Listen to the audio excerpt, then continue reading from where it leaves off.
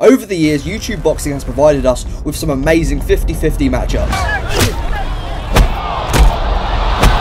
We've seen tag team, we've seen survivor tag, but my favourite thing of all time in YouTube boxing is a good old mismatch. And oh boy, we see them a lot. So in today's video, I found the top 10 biggest mismatches in YouTube boxing history.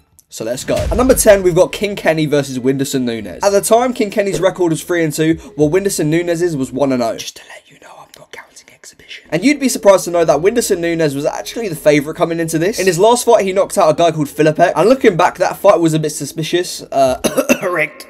But yeah, as soon as the fight started, it was clear that King Kenny was just too good for Whenderson. This is one of two fights on this list that didn't end by knockout, but Whenderson would have been better off if there was one, because Kenny knocked him down and then beat the shit out of him. From the first round, he was styling on him, and regardless of us now seeing that it was a massive mismatch, people dubbed this fight the best YouTube boxing performance in history. At number 9, we've got Logan Paul versus Dylan Dennis. At the time, Logan's record was 0-1 with a draw, and this was Dylan Dennis' debut fight. Logan was obviously the favourite in this fight, but because of Dylan's MMA experience, people expected him to do decent, but he didn't do decent. He actually only landed 9 punches in that fight. And similar to King Kenny versus Whenderson Nunes, Logan just boxed the head off of him. It went all 6 rounds and Dylan was getting beaten up that bad that he tried to wrestle Logan and take him to the ground. But he even lost in that department as well, which is quite embarrassing because he was supposed to be the MMA fighter. At number 8, we've got Jake Paul versus Ben Askren. At the time, Jake was 3-0 and this was Ben Askren's debut fight. And knowing Ben's track record with mismatches, we should have known that this was not a fair fight. Jake Paul was the favourite, but people had Ben winning as well, to be fair. Since this was the first ever guy from the UFC to face a YouTube boxer, but he should have been the last, because Jake just knocked him the f*** out. Obviously, Ben's a wrestler, but his boxing was atrocious. Don't get me wrong, Jake didn't look that good either, but he got the knockout, and that's all that matters. But this result was a shock. Like, look at my reaction of when it happened. What the f***? What?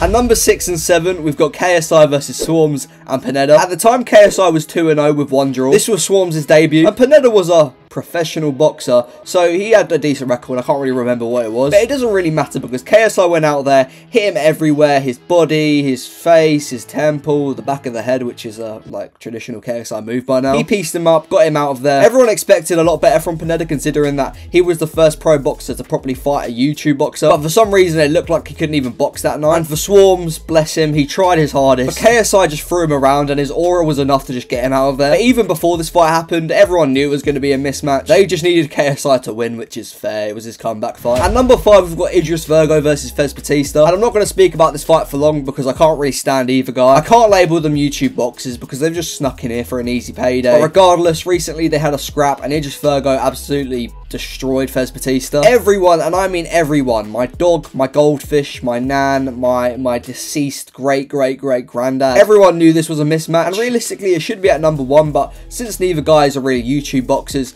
they're going to go here. But yeah, Fez was just trying to put on a show and pretend like he wanted it, but even Idris knew how much of a mismatch this was, so he didn't even go for Fez's head, he just destroyed his body. At number 4, we've got Swingler versus Churley, and we're getting into the fights that everyone kind of knew was a mismatch from the start. But at the time, Swingler was 0-1 and Churley's was a debut, so looking at this fight, yeah, it was kind of fair. But it was clear Swingler was training like a madman and Churley's was training like a madman. Yes, I've said the same thing, but you know what I mean. Swingler went out there first round, hit him in his body, knocked him down once, and then hit him with a beautiful shot and knocked him out. At number 3, we've got Tik Tok versus George Fenson, and this was the moment I knew this was a mismatch.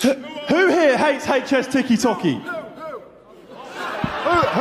Who here thinks this guy's a batty boy? They were both debut fighters, so no one really knew what to expect. But again, from the clip I just showed you, we mentally we had a clue. And you want to talk about aura. Tik Tok's aura from the start had George terrified, and he didn't even connect with a lot of his punches. But he knocked George Fenson down twice, and actually threw quite a beautiful hook, which finished George off and confirmed his title as the worst ever YouTube boxer. At number 2, we've got Ed Matthews versus Simple Simon. Again, both men were debut fighters, and I can't lie, these two actually had serious beef. They were fighting at the press conference, they were throwing dildos around. Everyone knew Ed Matthews was going to win, and he went out there and just rushed Simple Simon, took him out, didn't really hit him cleanly, but the age gap between these two was massive, so we couldn't really expect anything less. But don't worry, Simon, Panetta avenged you. At number 1, we've got the one and only Salt Poppy versus Andy Wski. At the time, Salt Poppy was 1-0, and this was Andy Wski's debut, and from Salt Poppy's first fight, everyone immediately knew that he had technique, and I can't lie, Andy Wski did convince me that he was going to do well in this fight, but Salt Poppy was the favourite for the reason, and he went there and absolutely starched Andy Wski. Like, I thought it was going to be a war